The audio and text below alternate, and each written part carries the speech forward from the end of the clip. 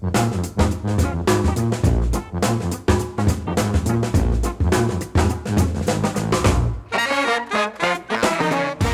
again. We're back. You're listening to What's Working. Thank you so much for joining us on another week's show. Got once again, and I know I say this at the beginning of every show, but once again, got a good one for you. Welcome to What's Working, everyone. I'm Cam Marston. Thank you for joining us. What's Working is your weekly radio show / podcast designed to keep you informed on workplace, workforce, and marketplace trends. We try to identify the trends that are shaping business today, any sort of good ideas that we can find out there, and organize them and bring these ideas to you in such a way that you can learn from them and apply them to your own business. And that's exactly what we have today. So let me tell you a story, and I'll tell you about our guest. I was asked to give a short presentation a couple of weeks ago at a nonprofit group. It was the Public Relations Marketing Group.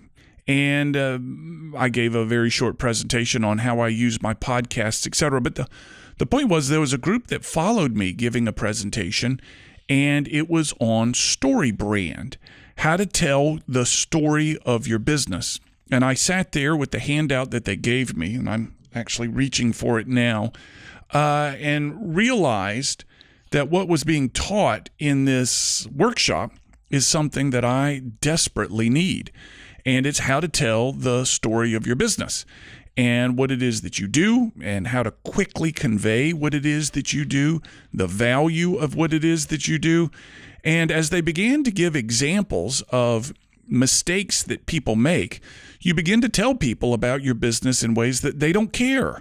What you think they should find important, they often don't find important. And we begin to, and I think the expression they used is throw up information all over our prospect. We throw up information all over the website.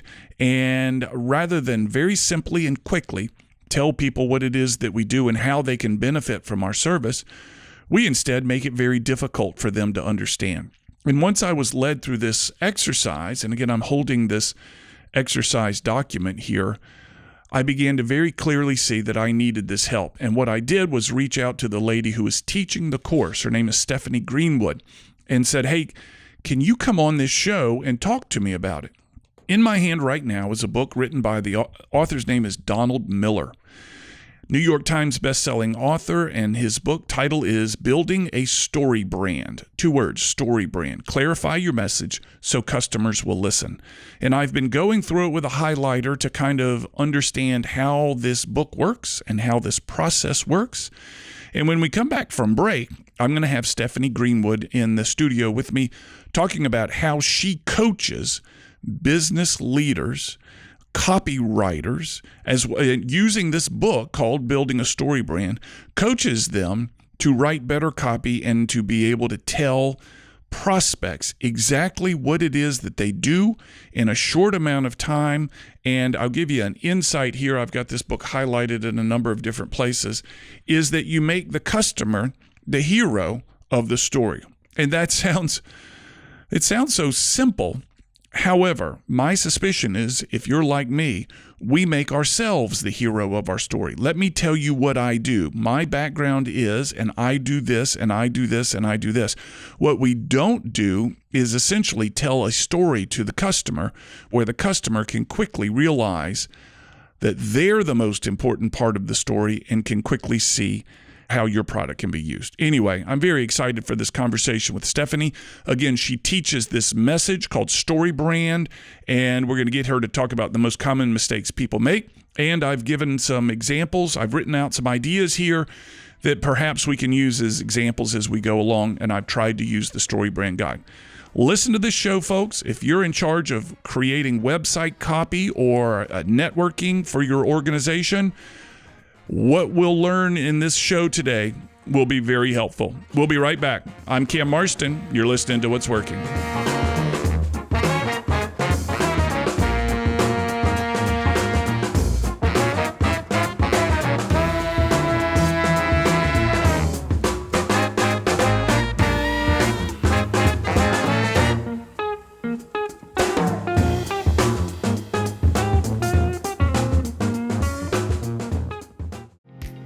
This is Seth Cherniak, Vice President of Branch Development for the Jeffrey Matthews Financial Group. If you're an experienced financial advisor wanting the freedom of independence but aren't sure making that jump is right for you, we should talk. Jeffrey Matthews has developed a successful program for advisors who don't want to be 1099 contractors and don't want to pay for their own overhead. We're looking for advisors who want the freedom to run their business the way they see fit with the support that comes with a W-2 firm. If you're interested in joining one of our branches, or if you want to open your own branch as a full-time employee, let's chat. Our compensation plan is one of the most competitive among all W-2 firms, big or small. Reach out to us today at jeffreymatthews.com, connect with me, Seth Cherniak, on LinkedIn, or click the link in the podcast. Jeffrey Matthews Financial Group, member FINRA, SIPC.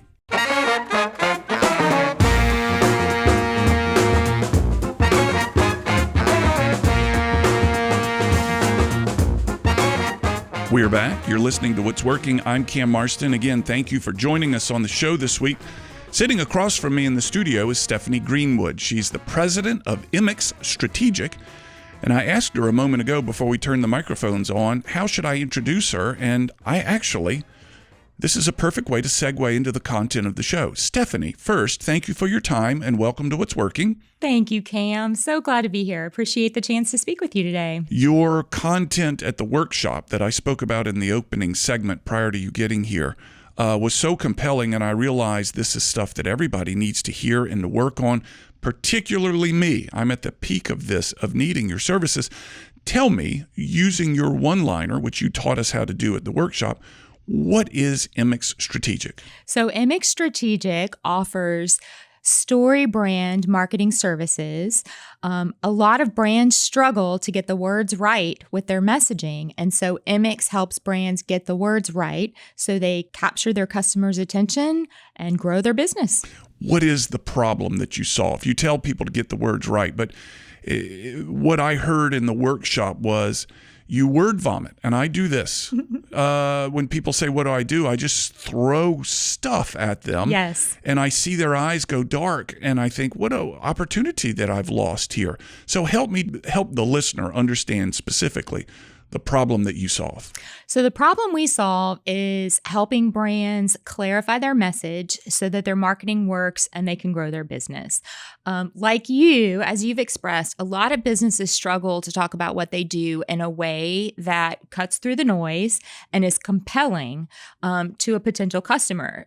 You want to avoid the eyes going dark or the eyes glazing over or somebody scanning the room to find the nearest exit to get out of the conversation. Right. You really want to make them lean in and curious about what you have to offer. So the StoryBrand approach to marketing really focuses in on leading more along the lines of what your customer's problem is versus what you're bringing to the table as a brand. In StoryBrand terms, we would call those two relationships the hero of the story and the guide in the story. And let's start that right there, because that's something that I'm holding the book by Donald Miller here called Building a Story Brand, which your work features a lot of the content in this book. The customer is the hero of the story. Correct. And when I tell people about what I do, I make myself the hero of the story. And I realized immediately when I saw your workshop that I was doing it wrong. Let's start with making the customer the hero of the story, please. Go ahead. Absolutely. So customers don't part with their money. They don't buy things unless they're looking for a solution to a problem that they're having. So when you are bombarded, I think I heard the statistic the other day, we're bombarded with 3,000 marketing messages every day. Every day. And to so many people, it's just noise. It's noise. Let me go back for a minute. Let's rewind a bit and talk a little bit about how the brain works, because I feel like that gives you a better understanding of how this whole story brand methodology and communication framework applies appropriately. So the human brain is wired to do two things every day. It is designed to help you survive and thrive. So when you are bombarded with those 3,000 marketing messages every day, if there's not something in there that's really going to help you meet your basic needs or solve a problem you have, you're discarding those messages because they're just not speaking to you. So when you're hearing about the local AC company that's been in business for 37 years, or you're seeing a billboard for a company and a great picture of this community service program that they've been involved with, you're discarding that. That doesn't apply to you. But you come upon, you hear a radio commercial for a roofing company that's going to give you a roof that lasts for a lifetime. And you're thinking, oh my gosh, we have a leak in my roof. You're tuning into that and you're retaining that piece of information because it's solving a problem. They led with the problem. Roof for a lifetime. We can help fix your leaky roof today. Right. Speaks to me, speaks to the customer.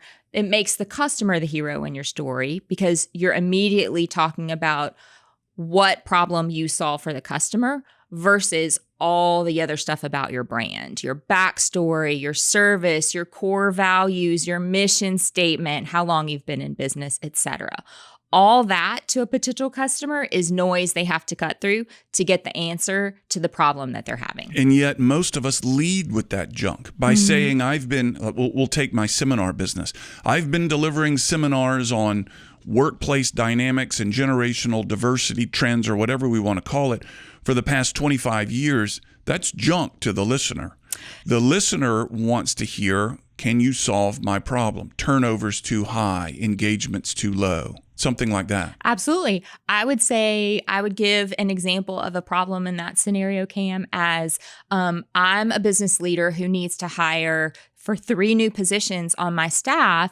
I'm looking for young, enthusiastic workers who maybe have a couple of years experience. It is terrible to hire, and it's such a challenge to hire in today's marketplace. So my problem is, how do I recruit the talent that I need and get them on my staff? What can I do? My problem is I don't know how to win in the generational marketplace to get this talent on my team. I don't know how to win in the generational marketplace. This is gold stuff here. So every listener out there who is a part of a business has to understand that they must make the customer the hero of their story. And it's not about me, the business owner. It's about their problem. It's about the problem you that's solve. right behind the facade that's on their face. It's the problem you solve for the customer. See, because customers are not looking for other heroes. They want to win the day. They want to solve their problem. They're looking for someone who can enter into the story, the problem they're having, as a guide and help them win the day. Right. So when you position your customer as the hero and you enter their story, the brand, your business, your service, as the guide who can help them win, then you have a winning scenario for marketing that's going to work. I'm going to toss you a hot potato here. Give me an example of a brand story that all the listeners and I may be familiar with that does this well. And we'll keep going. There's so many different steps in this model here. But who does that well out there? I mean, we think of Apple as a brilliant marketing company. We think of, all these major national brands spend boatloads of money on their marketing and advertisement. What is a message out there that everyone has seen that we can understand what you're talking about? Sure. Apple's a great example. And actually, Donald Miller cites this one in his book. So Steve Jobs launched Lisa, his computer Lisa, which was a miserable failure, right, with a 9-page ad in the New York Times that spelled out every technical aspect of this amazing computer and all the geek tech, all the word vomit that people didn't understand about how this computer was revolutionary and all of the things that it could do. It failed miserably in the marketplace. He left Apple, went to Pixar, interestingly, learned a lot about storytelling, came back to Apple and launched the Mac with a 1-page ad in the New York Times that said, "Think different." Yeah. Think different. He was inviting people, his customers, into an opportunity that they were looking for to think different, and offered Apple up as a tool, the new Mac, a tool to help them do so, to help them be creative, to help them express themselves, to help them think different. The customer, the user of the Mac, was the hero, and they wanted to think different. And the tool, the guide that Steve Jobs offered was this Macintosh computer. The guide was Apple that provided the vehicle Yeah. or the solution, the Mac, to help their customer be successful. So to help the hero win the day. What Stephanie's going to lead us through here, folks, is more of this process when we get back from break. And my suspicion is, if, like I've said before, if you're like me, there are opportunities being missed on the way you tell your story. You can see a customer who you feel like you can solve their problem. However, we screw it up. We screw it up in the explanation of what it is that we do. So we'll continue this conversation with Stephanie when we get back. You're listening to What's Working. I'm Cam Marston. Back after this.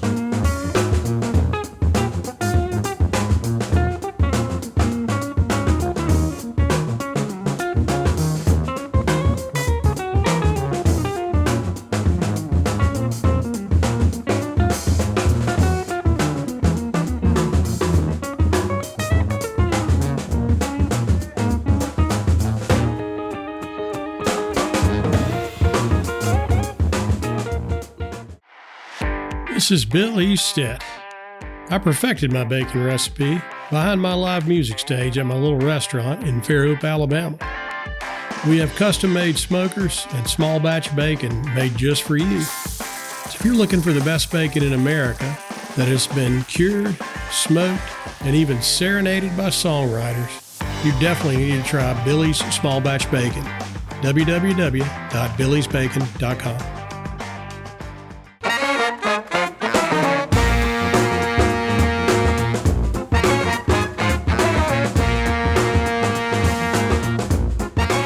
We are back. You're listening to What's Working. Stephanie Greenwood sitting across from me. She's the president of IMMIX Strategic. We're talking about getting our messages clear to our customers so that they quickly understand how we do this or what it is that we do and how we can help their problem.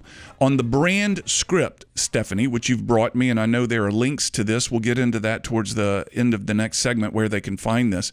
We talk about the character being the hero of their own story.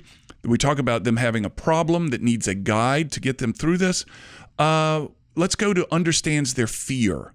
So let's think of this in the terms of customer. The character meets a guide who understands their fear. Mm-hmm. Go. So as the guide, as the brand who's going to enter into your customer's story, your customer wants to know, hey, that you get them. Basically, that's what you're expressing as a guide. Hey, I get your problem. I understand. That's why my brand and business have put this solution into place, and I'm going to show you how easy it is to get it. Yeah. So, again, they're not looking, you've said this, they're not looking for another hero. They're looking for someone to take them by the hand and lead them through this problem. Mm-hmm. Customers buy solutions to problems they are experiencing. So many of for example, let's go. The solution to the problem of getting from point A to point B may be a vehicle. Mm-hmm. But there is a Honda Civic and there's a Rolls Royce. Mm-hmm. Both get to the destination. Mm-hmm. I've heard many people say you can spend $10,000 on a watch. Mm-hmm. You can spend $50 on a watch. Both of them tell time. Mm-hmm. So there are distinct differences here in the not the value, but the cost of the service, the cost of the product. Right. Where does that come into the story? I would go back to the problem that the customer's looking to solve. So let's say your Honda customer's problem is that they may need a reliable, economical solution to get them back and forth to work. So you are solving the problem of economy and value for your Honda customer. Mm-hmm. Your Rolls-Royce customer doesn't have that problem. Their problem's completely different. Though they still need a vehicle, their problem is they are looking to achieve status in some way, shape, or form. And so the product that you're offering to meet that problem of desiring status is this luxury Rolls-Royce at a much higher price point. So it's all in defining your customer's specific problem with regard to, you have to uncover all those different layers of what they're shopping for, because I guarantee your Rolls-Royce customer is not the same as your Honda customer. Not the same, but the destination, they need to get to the store, hypothetically, is the same. And I suppose this lends credibility to being thoroughly familiar with your customer's problem. You do have to be familiar with your customer's problem and put yourself in the shoes of the customer looking in on your product or service. And some good resources to do that would be asking for feedback or testimonials, combing back through testimonials or feedback, survey feedback from existing clients who have used your product or service. Yeah. What do your ideal clients say about you? Why did they buy from you? What success did they experience from using your product or service? Mm-hmm. That's going to be a really good indicator and give you excellent insight into the problem that you're solving for your ideal customer. So it's not just, did we do a good job? It's why do you feel we did a good job if you're looking for a testimonial or feedback? What problem did we solve for you? What problem did we solve for you? And what success did you experience from it? Have you found that your clients can be surprised by the answer, their customer's answer to their, what problem did we solve for you? We think we're in the A business, but when we asked our customers, we realized we were in the B business. It can be surprising sometimes. I would offer most of the brands that I've had the opportunity to work with on this StoryBrand 7-part framework are familiar with the general problems that their customers experience, but they don't always know how best to articulate it. Yeah. That's the biggest challenge that I've come across. So let's go on then into how to articulate that. The customer meets a guide.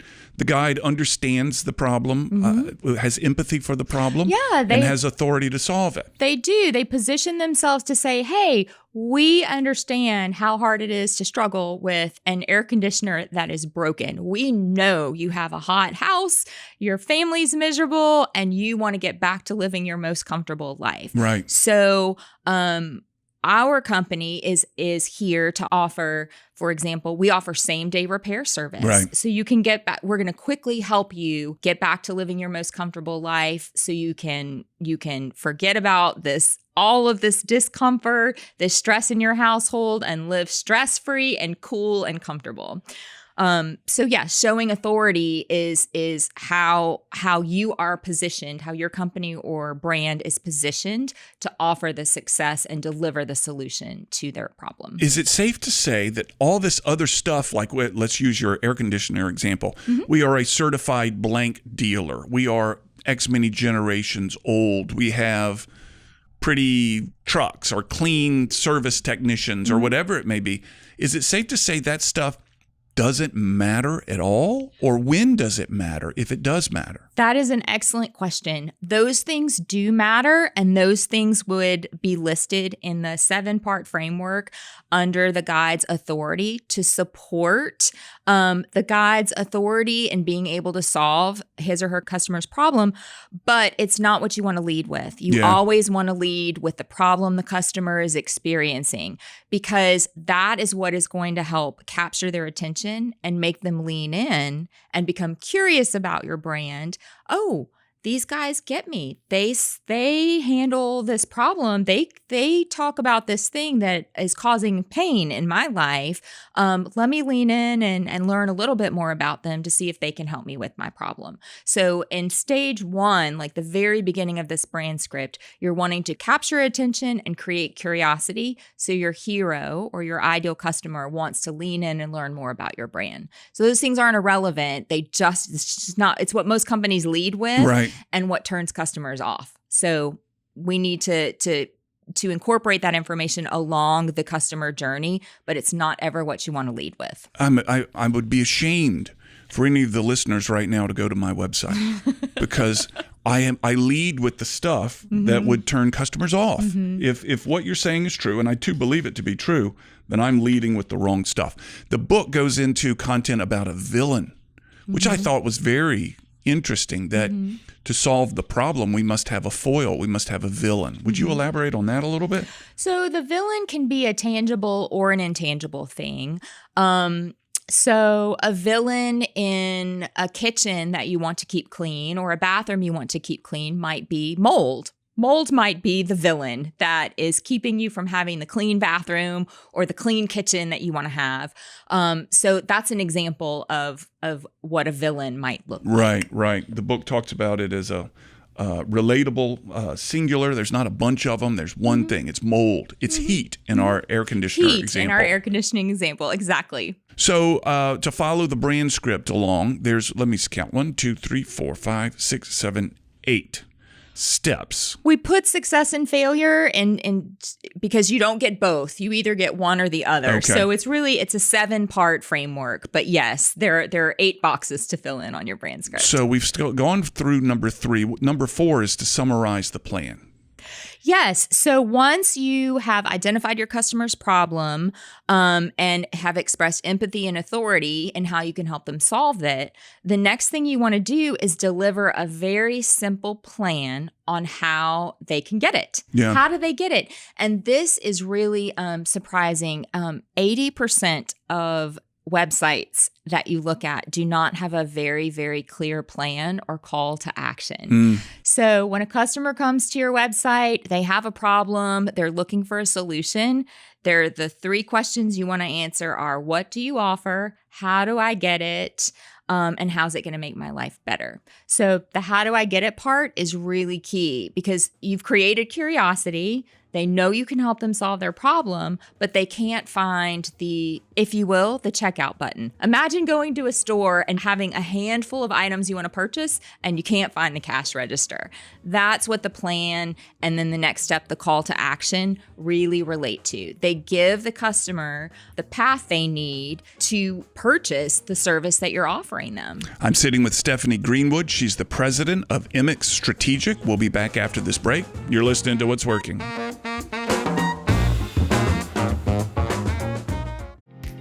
This is Seth Cherniak, Vice President of Branch Development for the Jeffrey Matthews Financial Group.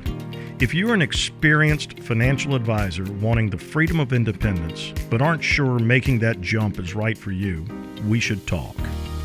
Jeffrey Matthews has developed a successful program for advisors who don't want to be 1099 contractors and don't want to pay for their own overhead. We're looking for advisors who want the freedom to run their business the way they see fit, with the support that comes with a W-2 firm. If you're interested in joining one of our branches, or if you want to open your own branch as a full-time employee, let's chat. Our compensation plan is one of the most competitive among all W-2 firms, big or small. Reach out to us today at jeffreymatthews.com, connect with me, Seth Cherniak, on LinkedIn, or click the link in the podcast. Jeffrey Matthews Financial Group, member FINRA, SIPC.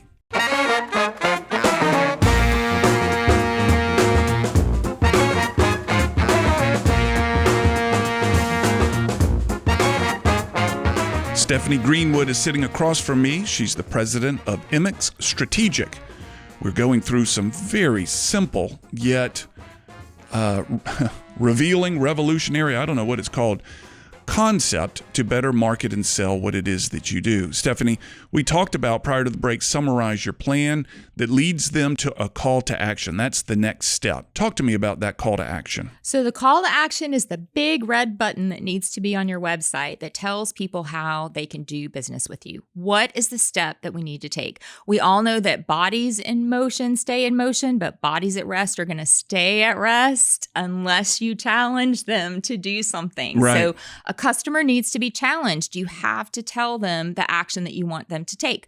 Learn more would be an example of a very soft, weaker call to action. Book a demo, talk to an expert, shop now. Those are all very specific actions that you want your customer to take. So your call to action needs to be super specific, have an action verb, and it needs to be very plain language. Yeah. Literally describe the step that you want the customer to take. But sometimes people are not ready to necessarily take that final step and do business with you, or they need a little bit of transition. They still want to learn a little bit more about your business and what you offer. So in that case, you can offer them a transitional call to action. And this is a great spot to put something on your website and offer them something of value that would be a lead generator. If you have a PDF that gives some value to your customer about 3 ways they can solve XYZ, that would be a great transitional call to action. If you are a school and your direct call to action is enroll now, maybe your transitional call to action is schedule an in-person tour or visit our campus. That would be kind of a transitional step before they're ready to purchase. If you sell, an online service, maybe you want to book a demo, or if you sell an app, book a demo would be a good transitional call to action. Purchase now would be the direct call to action. So it needs to be, you're not a fan, if I understand you correctly, of learn more.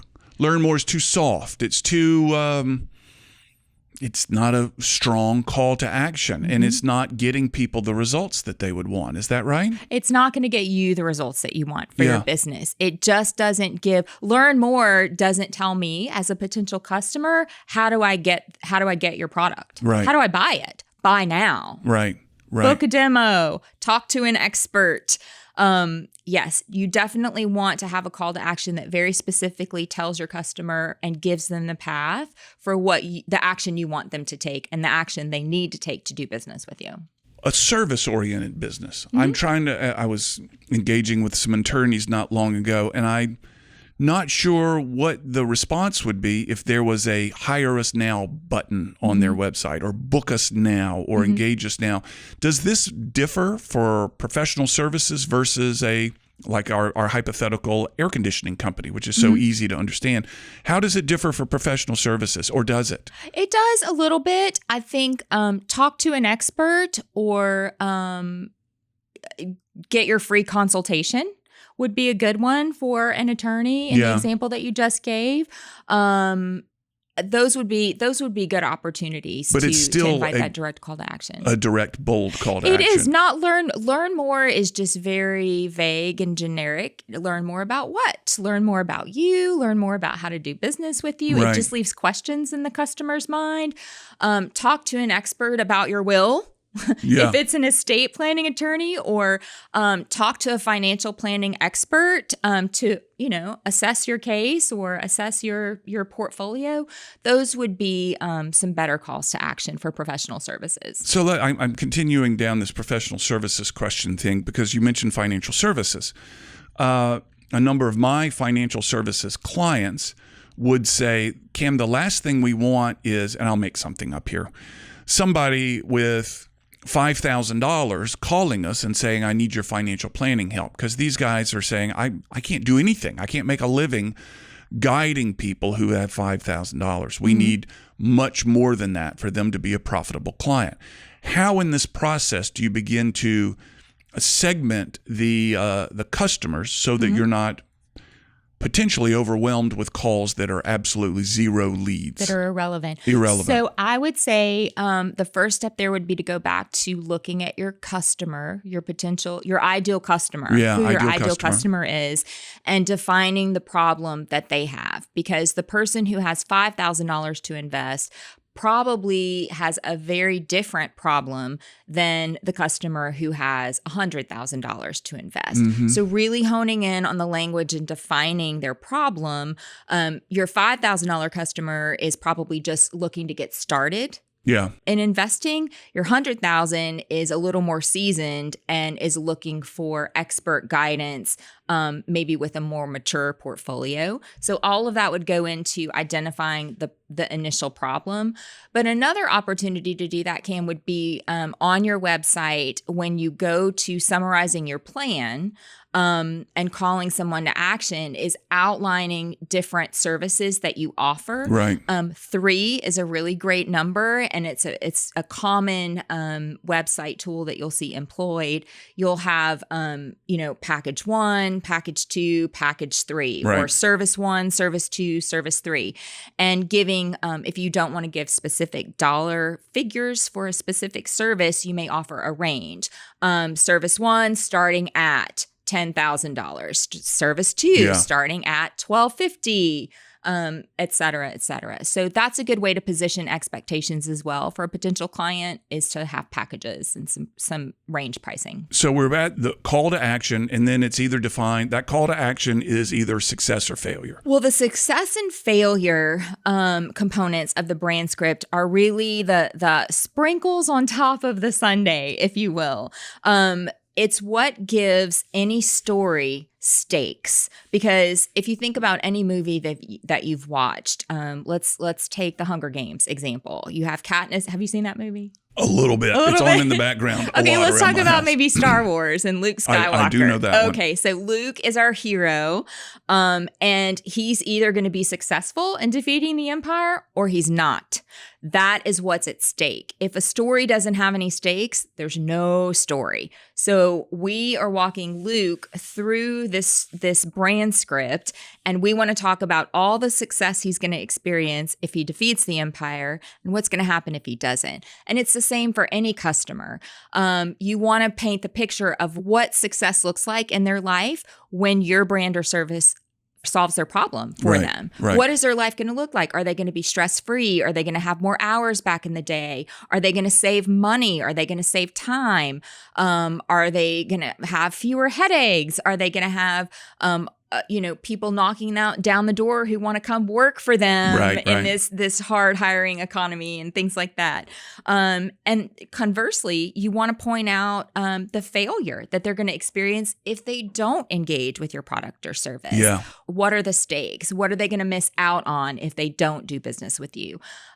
You've got to point out those things so that they understand what's at stake. If there are no stakes, there's no story. We're coming to the close here, Stephanie, and it's very compelling stuff. How do people find you? What are the resources available? Sure. Well, the best place to find us is IMMIXstrategic.com. Lots of free resources there with assessments, self-assessments you can do for your own marketing effort. I've got a great PDF on there, 3 mistakes that you make on your website that lose you money. Great if you're looking for some website tips. There are all sorts of opportunities with StoryBrand resources to create your own brand script. So yeah, IMMIXstrategic.com is where I definitely start, and you can always get in touch with me through that. And I'll give you some links to drop, Cam, in the post about the podcast. And this will be in the podcast notes. We'll put these in posts on social media if you want to find them, see if we can't do that.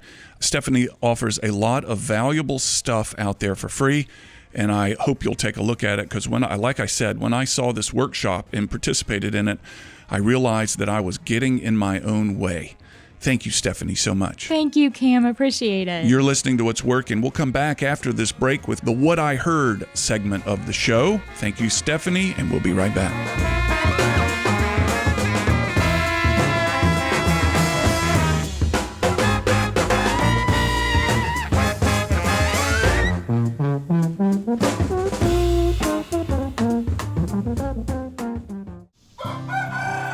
I'm Joey Mason.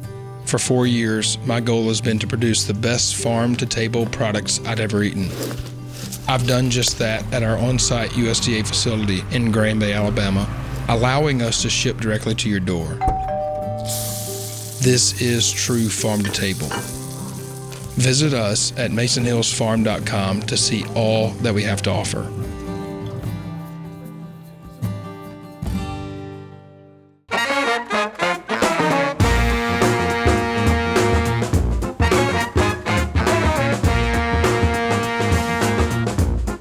So this is segment 5 of the show. If you're familiar with the show, you know this is where I kind of debrief. The guest has left the studio. I'm here alone and going over the notes that I made, the thoughts that I have, and what do we need to take from our time together on this show. I'm holding in my hand the brand script. This is from IMMIX Strategic, and Stephanie Greenwood has left this with me. It's part of the book by Donald Miller, Building a Brand Story. And the brand script is kind of the document that Stephanie and I went through as we talked about this content throughout the show. And folks, I would say that if anything that resonated with you on the show, if anything resonated with you on the show, and you want to learn how to hone your message and target your customers better, I'm going to encourage you to go find this brand script, and you'll find it in the podcast notes of the show. You'll find a link to this thing. So if you want to find it, go to cammarston.com, and from there you can navigate to my podcast or go straight to the podcast by going to what'sworkingcam.com. And it'll give you this brand script, and it's a remarkable tool. The truth is, there are people out there who are looking for the solutions that we provide.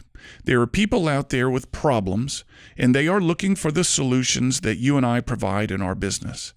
But we are not maximizing the opportunities to solve their problems because we are getting in our own way of solving their own problems. They're coming to our location, speaking metaphorically here, and looking for us to solve their problems, and instead, we're talking about us.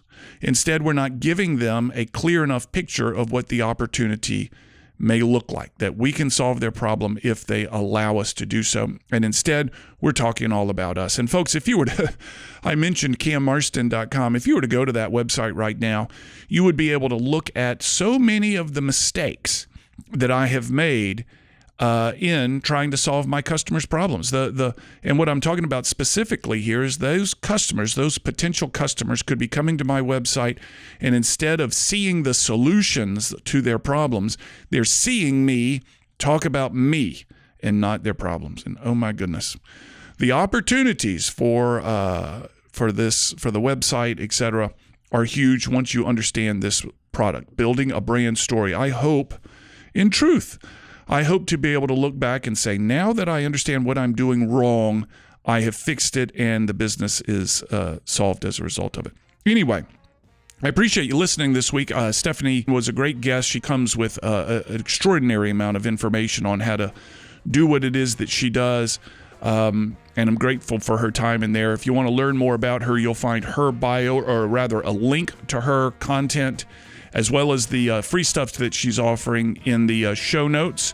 And you can find that at what'sworkingcam.com.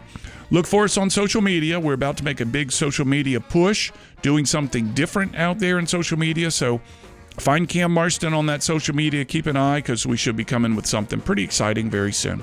You're listening to What's Working. That's all we got for the week. Have a good week, everybody.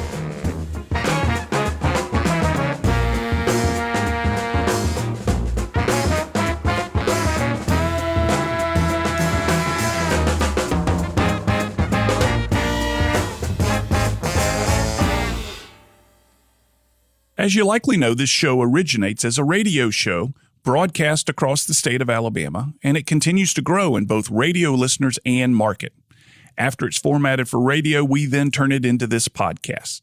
Please share it with those you think would find it interesting, and subscribe to the podcast on my YouTube page, where you can leave messages and your thoughts and your comments, and I'll certainly get back in touch.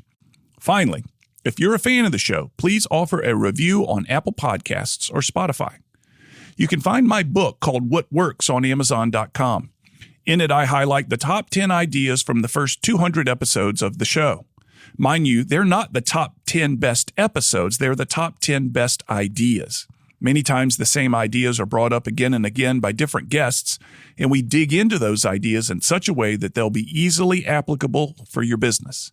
Simply go to Amazon and enter my name, and you'll find What Works as well as my other books. Chapter titles include How to Find a Niche, Innovation, Building Teams, and so forth. To learn more about the workshops and seminars I offer, go to cammarston.com.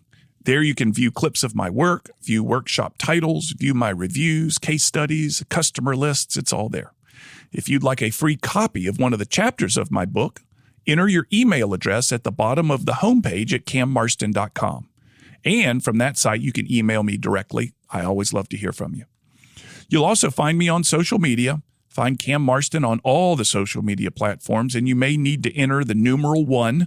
There's one other Cam Marston out there, and that numeral 1 distinguishes me from him from time to time. So if you're unsure if it's me or not, enter that numeral 1 after my name, and it should do the trick.